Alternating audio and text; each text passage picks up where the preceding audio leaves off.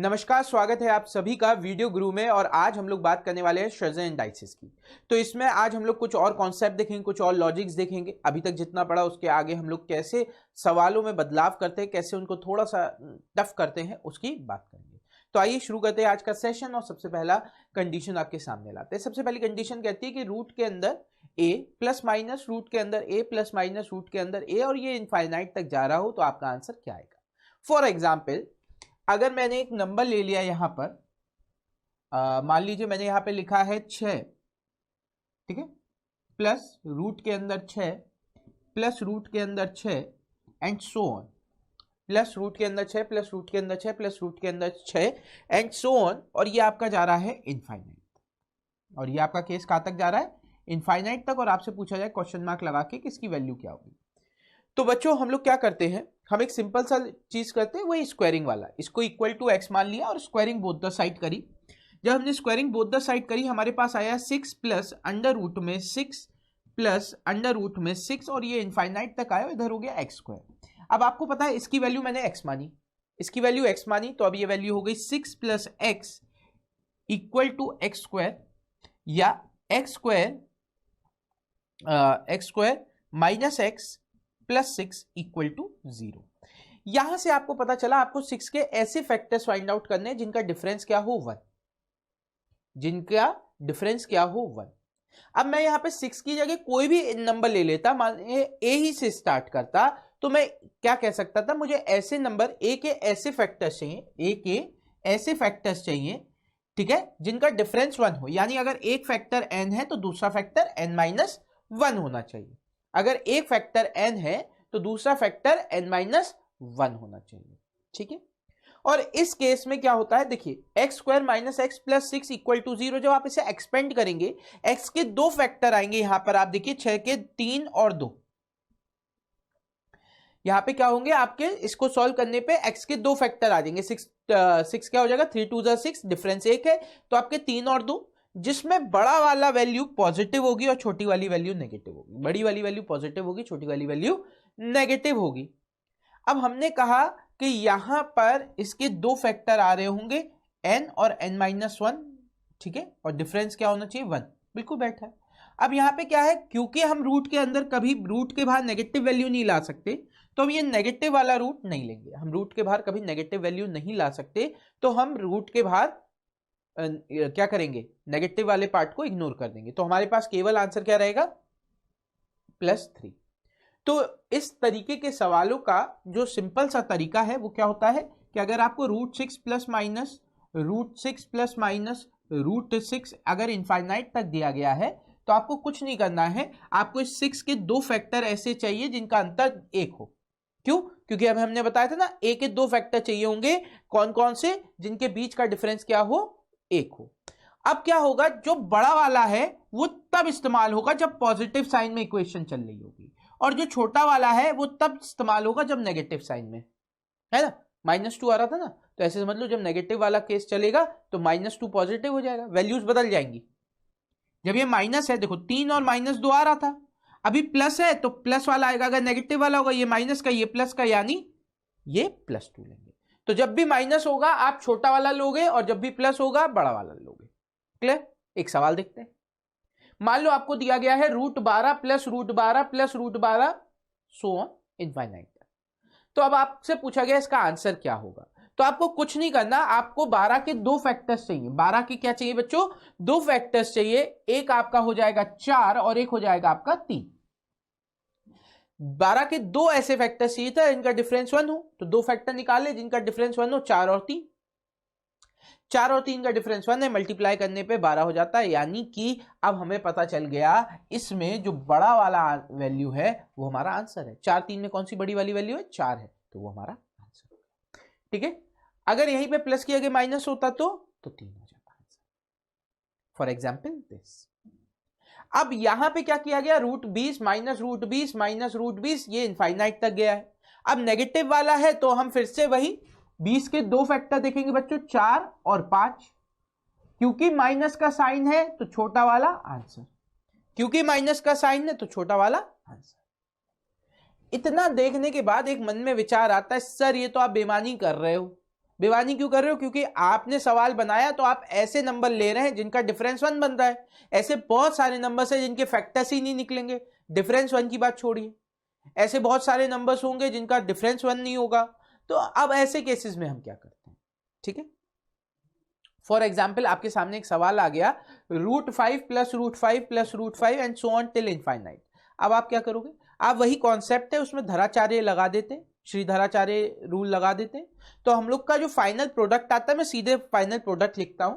इस केस के लिए फाइनल प्रोडक्ट आ जाएगा 4a + 1 ब्रैकेट के बाहर +1 / 2। ठीक है, और अगर माइनस वाला केस चल रहा होता, क्या चल रहा होता? 5 root minus √5 minus √5 minus root so on, तो आप क्या करते? रूट के अंदर 4a + 1 -1/2 -1/2। ठीक है, तो आपका क्या हो गया? यहां पर अगर आंसर निकालने को आया तो आप सिंपली क्या करोगे? a की जगह 5 रख दोगे, a की जगह 5 रख दोगे, तो ये हो जाएगा रूट के अंदर 20 + 1 + 1/2, यानी √21 + 1 / 2 आंसर। √21 + 1 / 2 आंसर। और अगर यहां पे इन प्लस की जगह माइनस होता, यहां पर इन प्लस की जगह माइनस होता, तो आप क्या करते? तब आप लिख देते आंसर √21 - 1/2, √21 - 1/2। ठीक है, चलिए इतनी बात हो गई। अब एक ये सवाल है, जल्दी से वीडियो को पॉज करें और सॉल्व करने का प्रयास करें, फिर मैं बताऊंगा इसका आंसर क्या होगा और कितनी जल्दी आप आंसर दे सकते हैं। ठीक है, तो वीडियो को पॉज करके सॉल्व करने का प्रयास करिए और फिर हम बताएंगे इसका आंसर आप कितनी जल्दी दे सकते हो बच्चों।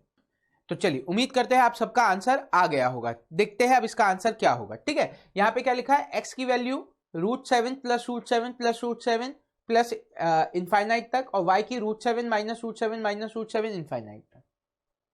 अब देखो, आपको कुछ नहीं करना, आप इसका आंसर आंख बंद करके 1 बता सकते हो। आप इसका आंसर आंख बंद करके 1 बता सकते हो। कैसे? आपको पता है जब ये केस है तो मुझे पता है मेरे को 7 के 2 फैक्टर लेने पड़ेंगे, n और n-1। जब प्लस वाला केस होगा यानी x वाला केस होगा तब आंसर आ रहा होगा n, और जब माइनस वाला केस होगा तब y की वैल्यू क्या आ रही होगी? n-1। इन दोनों के बीच का डिफरेंस 1। खत्म। सही है? तो इस तरीके का सवाल अगर आपके एग्जाम में आता है और x - y की वैल्यू पूछता है तो आपको पता है क्या हो जाएगा? सीधे सीधे आप आंख बंद करके आंसर बता दोगे। क्लियर? चल बढ़ते हैं अगले सवाल की तरफ। अगला सवाल क्या कह रहा है? अगला सवाल आपका और बढ़िया है।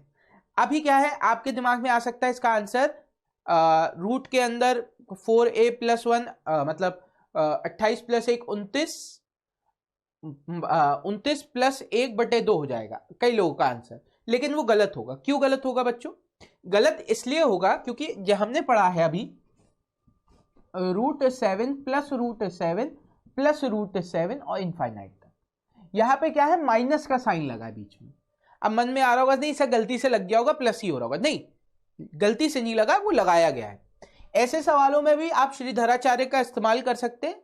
2 बार स्क्वायर करना पड़ेगा। यहां पे क्या करना पड़ेगा? जैसे आप इसकी वैल्यू को x मानेंगे, ठीक है, आप इसकी वैल्यू को x मानेंगे, स्क्वायर करेंगे तो ये 7 प्लस रूट के अंदर 7 माइनस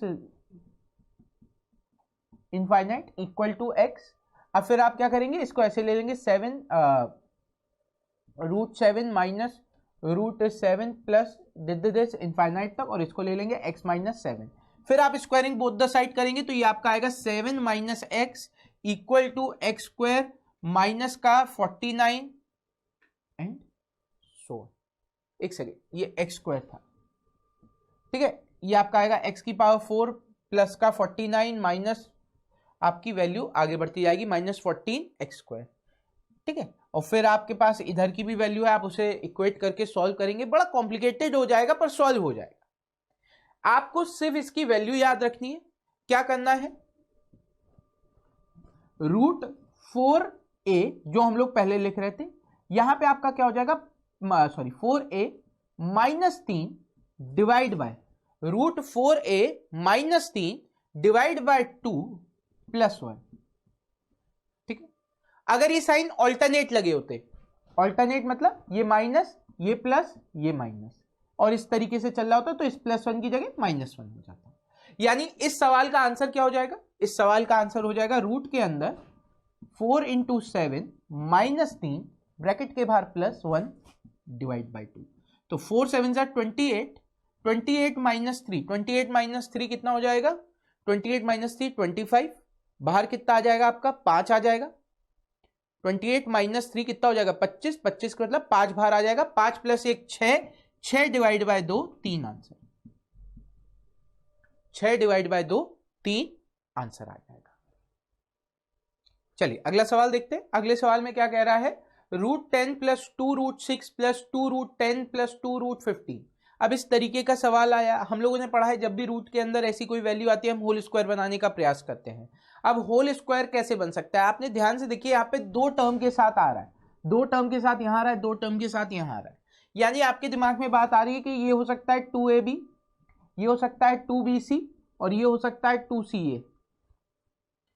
इसका मतलब यहां पे 3 टर्म का होल स्क्वायर बन रहा है। 3 टर्म का होल स्क्वायर बनने का मतलब है ये हो सकता है a + b + c का होल स्क्वायर, जिससे आपकी वैल्यू आ रही हो a² + b² + c² + 2ab + 2bc + 2ca। सही, तभी a + b + c का होल स्क्वायर से रूट हट जाएगा। अब हमें क्या करना है, हमें वही 2ab के हिसाब से इसे ब्रेक करना है। तो इसे हम लोग लिख सकते हैं 2 √2 × √3 प्लस इसको लिख सकते हैं 2 √2 × √5। √2 कैसे आया, इधर से मुझे दिख ही रहा था, फिर इधर देखा तो ट्वाइस ऑफ √5 × √3, ये भी बन रहा है। तो मुझे पता चल गया मेरे 3 फैक्टर क्या क्या बन रहा है, √2 3 √2 3 √5, और इनके स्क्वायर को करूं तो √2 का स्क्वायर 2, √3 का स्क्वायर 3, और √5 का स्क्वायर 5, ऐड करने पे 10 भी बन रहा है। यानी कंफर्म यही चीज दे रखी है, कंफर्म यही चीज दे रखी है। तो मैं क्या करूंगा, √2 + √3 + √5 का होल स्क्वायर, और इस पे लगा है रूट, स्क्वायर से रूट कैंसिल, आंसर आ गया √2 + √3 + √5। चलिए इतनी बात भी क्लियर हो गई होगी आप लोगों को।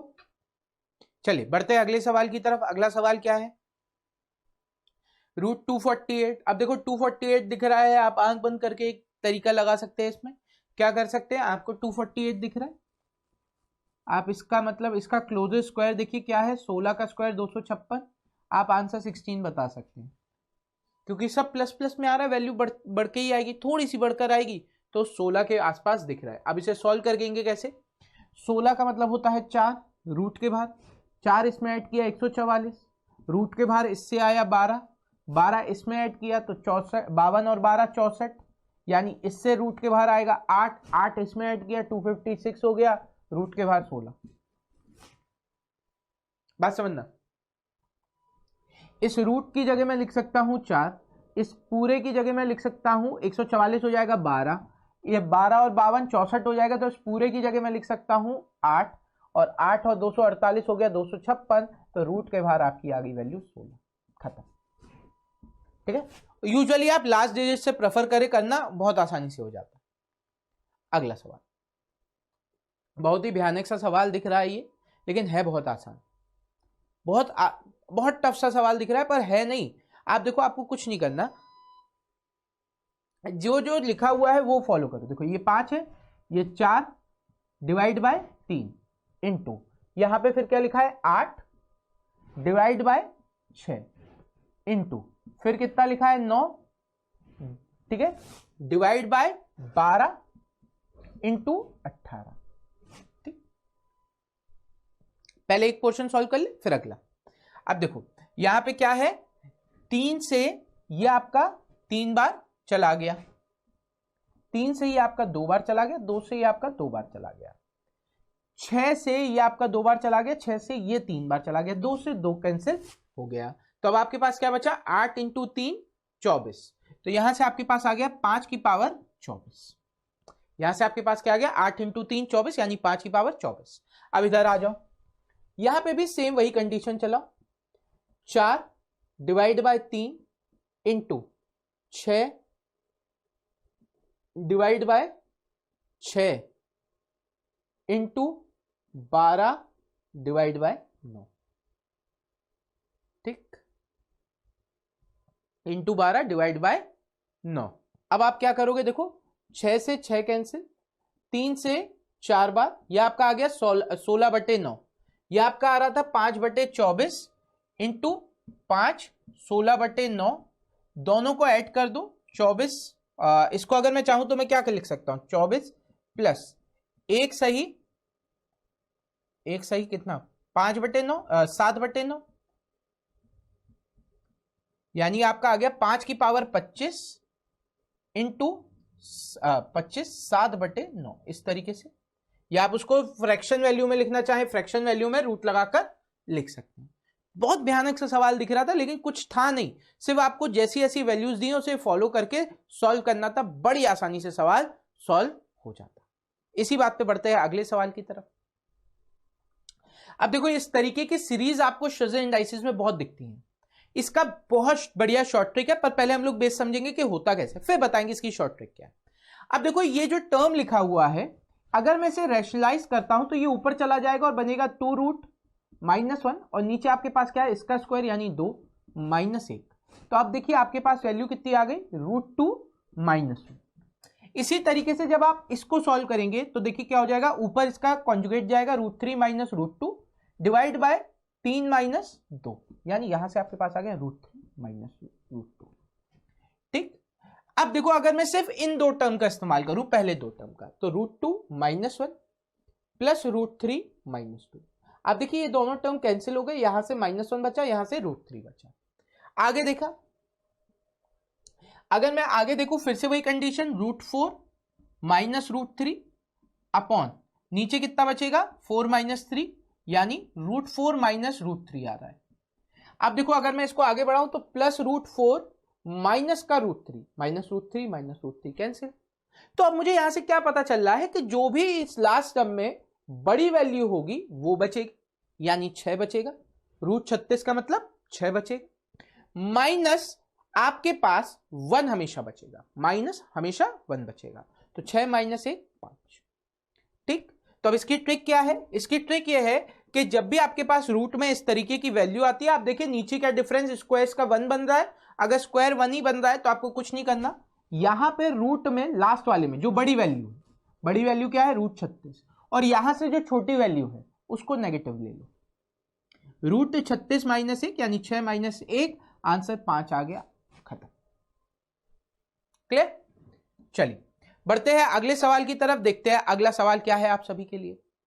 देखो बहुत ही प्यारा सा सवाल है ना। अभी मैंने इसका क्या तरीका बताया आपको, इसको हमें कुछ नहीं करना है, हमें क्या करना है, जो बड़ा वाला नंबर है, किसका, जो भी बड़ा वाला नंबर है, बड़ा वाला नंबर यहां पे आपका क्या आ रहा है, 100, बड़ा वाला नंबर यहां पे क्या आ रहा है, 100 आ रहा है, तो 100 का मतलब यहां पर आ गया 10, 100 का मतलब यहां से क्या आ जाएगा, 10 आ जाएगा, √100 है तो बाहर 10 आ गया। और माइनस में क्या लेना है, माइनस में जो भी इन दोनों में छोटी वाली वैल्यू, कौन सी छोटी वाली वैल्यू, ये छोटी है, यानी 10 - √3 आंसर आ गया। अब ये मैंने ऐसा क्यों दिया, क्योंकि बहुत सारे लोग क्या करते हैं इसमें 10 - 1 सीधे आंसर 9 बता देते हैं, लेकिन अगर एक दिया ही नहीं है, अगर ये शुरुआती 2 से हो रही है तो आपका आंसर क्या हो जाएगा बच्चों, गलत हो जाएगा। जैसे यहां पे 2 + √3 यानी √4 + √3 से शुरुआत हो रही थी, तो अगर आप यहां पे सीधे 9 बता देंगे तो आंसर गलत हो जाएगा। तो ये फॉर्मेट याद रखें, जो भी यहां पे बड़ा नंबर है उससे लिखें, और माइनस में जो भी छोटा नंबर है उससे लिखें, सॉल्व करेंगे आंसर आ जाएगा। चलिए बढ़ते हैं आखिरी सवाल की तरफ, देखते हैं ये क्या है। यहां पे आपके सामने लिखा है 7√3 upon √10 + √3 plus 2√5 upon √6 + √5 minus 3√2 upon √15 plus 3√2। अब हमें इसे सॉल्व करना है बच्चों, ठीक है।